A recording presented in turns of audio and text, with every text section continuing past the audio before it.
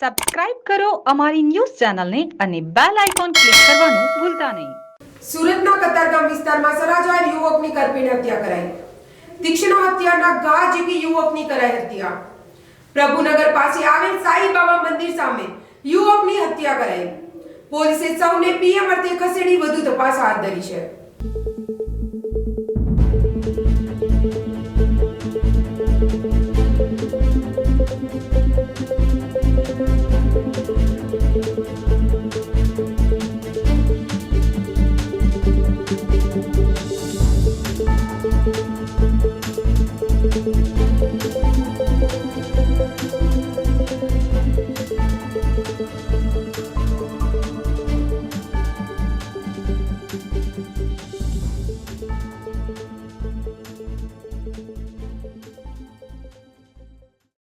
Jamna news Surat.